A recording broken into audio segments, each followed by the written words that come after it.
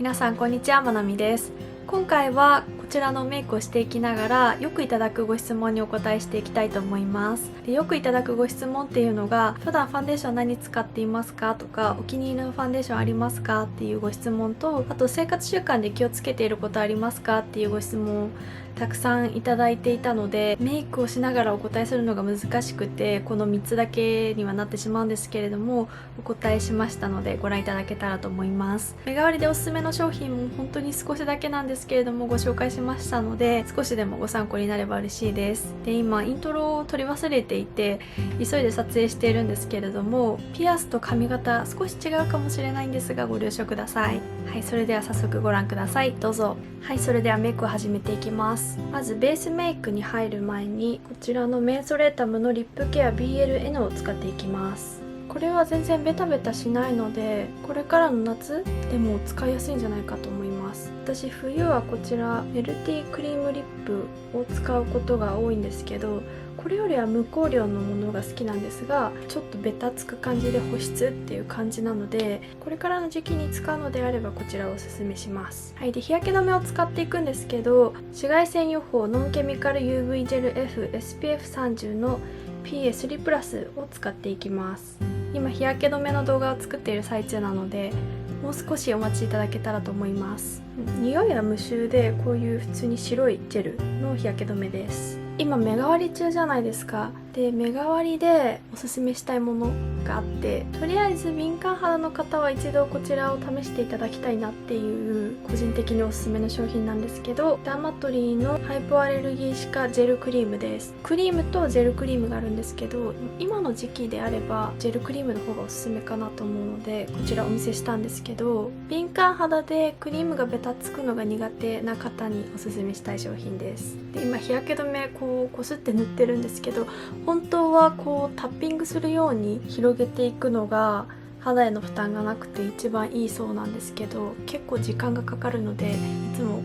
伸ばしてしまっているんですが、肌への負担が気になる方は少し優しく叩いて伸ばしていくのがいいそうです。でこちらの商品はメイクと一緒に使うのであれば全然問題なかったんですけど、単体で使うと少し時間が経つとザラザラしてくる感じがあったので、メイクの時だけに使うようにしています。あと目代わりでおすすめしたいもの、こちら CNP の鼻パックはおすすめなので、もし鼻の角栓が気になっている方がいらっしゃったらぜひお試しいただけたらと思います。触ってすごいザラザラしてしまう人だったり、おそらく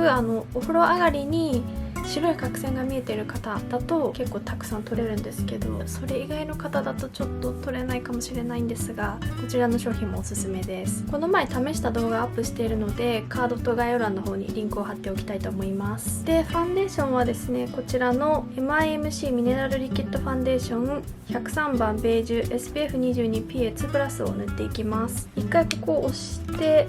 出して手で顔にのせてから、この使い捨てのスポンジで塗っていこうと思います。でよくお気に入りのファンデーションは何ですかっていう風にご質問いただくんですけど、私が一番今気に入ってるのはこちらのヘラのリニューアルされたブラッククッション SPF34PA2 プラスのもの、今おすすめするのであればこちらが私は一番好きかなと思います。これも以前動画出しているんですけど、セミマットのファンデーションでカバーしてくれますし、なんといっても皮脂が出てきてしまうんですけど、それをティッシュで押さえると本当元通りになるんですよ。それにすごく感動してお気に入りファンデーション第1位なんですが、私の肌だと乾燥する感じもなくて、でなおかつ皮脂もそこまで出なくて、皮脂をティッシュで押さえれば元通りっていうすごいファンデーションだなと思ったんですけど、そちらが今私の中では1位かなと思います。ただセミマットなんですけど、普通肌の方だったらまだ大丈夫だと思うんですが、乾燥肌の方だと肌が乾燥してしまうかなと思うので、普通肌から姿勢肌の方向けのファンデーションかなとは思います。ちょっと匂いもあるので、匂いが大丈夫な方でしたらすごくおすすめの商品です。今目代わりで少し安く買えると思うので、一度その販売しているホームページとかをご覧いただけたらと思います。パウダーはですね、こちらのキャンメイクマシュマロフィニッシュパウダー VNB を使っていきます。こちらはリニューアルする前のものなんですけど、リニューアルした後のものとそこまで使用感変わらないっていう口コミを見たので、今回こちら使っていきます。結構しっかりマットにしてくれるのがいいんですよね、これで。私が気に入ってるのはヘラのクッションファンデーションなんですけど、ただ普段使いしているものはちょっと違くて、っていうのもそのクッションファンデーションだとどうしてもマスクをつけた時に毛穴落ちしてしまうんですね。これはマスクをしていない時はすごくいいんですけど、私マスクする時はパウダーファンデーションを使っています。でまずノブの化粧下地かキスの UV ホワイトニングベースで毛穴を埋めて、でその上にノブのパウダーファンデーションか黒竜堂のフェイスパウダーを使っています。リキッドと比べてしまうとやはり毛穴は目立ちますし、あとカバー力は落ちるので肌の赤みとかも見えるんですけど、でもマスクをつけた時の毛穴落ちがそこまで気にならなくなるので、パウダーファンデーションの方がいいなと思って使っています。あとマスクをつけるとファンデーション剥がれるじゃないですか。で私その後が結構くっきり残るタイプなんですけど、パウダーファンデーションを使うとその境目もうそこまでわからないので、マスクをつけると絶対に毛穴落ちするっていう方はパウダーファンデーションを使ってもいいのかなと思います。若干毛穴落ちはするんですけど、リキッドよりは目立たないかなっていう感じです。はい、ということで眉毛はもういつものっていう感じなんですけど、16ブランドの16ブローマガジンココブラウンを使っていきます。で眉毛の描き方を教えてくださいっていうリクエストもいただいたんですけど、私特に何もしていなくて眉毛アートをしていたので、そのなんか名残みたいなのがあるので、それを上からなぞっているだけです。詳しくこう描くみたいなのをアドバイスできなくて申し訳ないんですけど、もともと眉毛描くの苦手なので、もし苦手な方は眉毛アートとかを検討してみるのもいいのかなと思います。あと眉毛サロンみたいなのもありますよね。確か眉毛を整えてくれるそうなので、それで一度整えてもらえば、また少し生えてきたところを剃ればいいだけだと思うので、もし描くのが苦手とか整えるのが苦手っていう方はそういうのもいいのかなと思います。この商品はこのブラシが少し太いので私結構ぴったりなんですけど、眉毛が少し細めの方だとちょっとこれは合わないかなと思います。でも私の眉毛に本当にぴったりで、もうこればかり使っています。こちらのロム&のハンオールシャープブロージェントルブラウンを使っていきます。これは細いペンシル、パウダー、スクリューブラシまでついているんですが、こちらのペンシルのすごく細いものを使って眉毛のこの先を描いていきます。ただ出かけるだけだったらもうパウダーだけで済ませてしまうんですけど、動画を撮影し終わった後に眉毛を見てなんか左右違うなとかそういうことがあるので、これからは気をつけて描いていきたいなと思っています。やっぱりどうしても動画を撮影し終わってから気づいても直せないじゃないですか。それがもうどうしても嫌で動画をアップできないとかあるので、眉毛だけは気をつけようと思っています。次はアイシャドウをやりながら生活習慣についてお話ししていこうかなと思います。目をアップにするんですけど、まずはこちらのスックのトーンタッチアイズ18番を使ってまぶた全体にのせていきます。で生活習慣で何か気をつけていることはありますかっていうご質問いただくんですけど、私がやっていることぐらいで気をつけてるって言っていいのかなっていう感じなんですが、とりあえずお水はよく飲むようにしていて、1日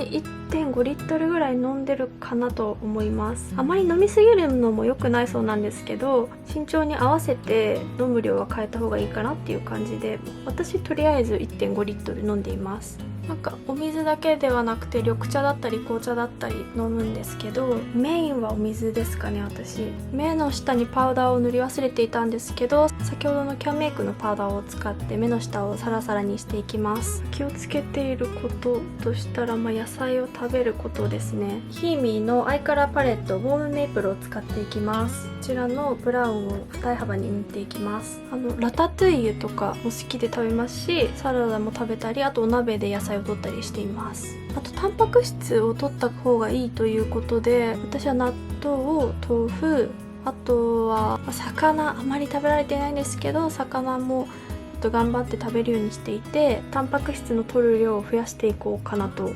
頑張っている最中です。次にこの濃いブラウンを取ってまつげの近くに塗っていきます。腸内環境も整えたいのでお漬物とかも食べるようにしていて、私大根の柚子で漬けたやつが好きなのでそれをよく食べています。もう少しピンク感を足したいので上から先ほどのピンクをのせていきます。あともう何といっても睡眠とストレスをためないことなんですけど、これが一番重要ですかね。もしかしたら大学受験の時にすごくストレスが溜まって顔全体にニキビができたので、ストレスって肌の状況にすごく影響があるんだなっていうのを学びました。こちらの左下のラメを涙袋に塗っていきます。ストレス解消法はもう寝るのとちょっと自然に親しみに行くぐらいなんですけど、植物園とか公園とかに行くのも好きなので、そういうのでストレス発散とかをしています。最近全然行けていないので植物園行きたいんですよね。暑くなる前に行っておきたいなと思うんですけど、家族を誘ってみようかなと思います。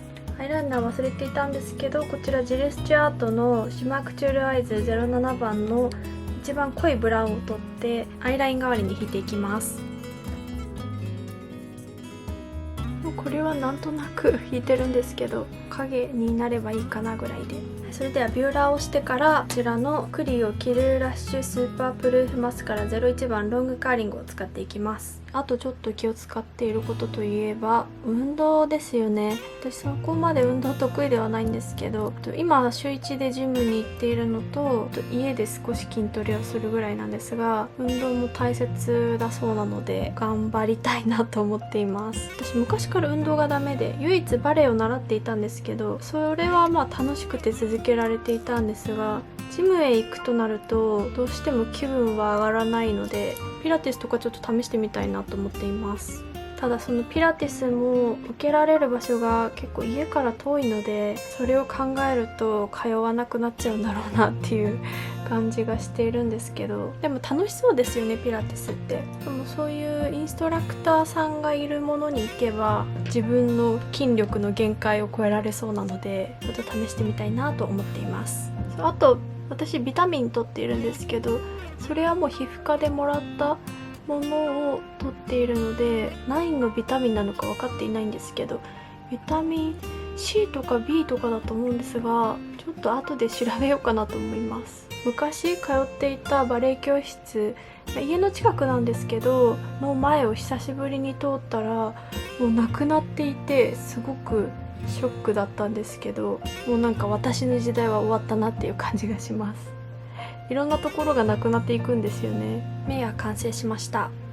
でチークはですね、こちらセザンヌのナチュラルチーク N18 番を使って、でチークブラシはこちらのローイオンの金梅シリーズのブラシを使っていきます。この前久しぶりにこれ洗っていたのでなくて違うチークブラシを使ったんですけど、全然違くて、これはもう柔らかくて大きめなのでふわっとつくんですが、持っていたのがちょっと硬めで密集している感じのブラシだったので結構ピンポイントについてしまったんですよ。やっぱりこれはすごくいいなと思って再確認しました。これももしかしたら目代わりであるかもしれないので、あれば下の概要欄の方に貼っておきたいと思います。最後の仕上げはですね、こちらのケイトリップモンスターのラスボスを使っていきます。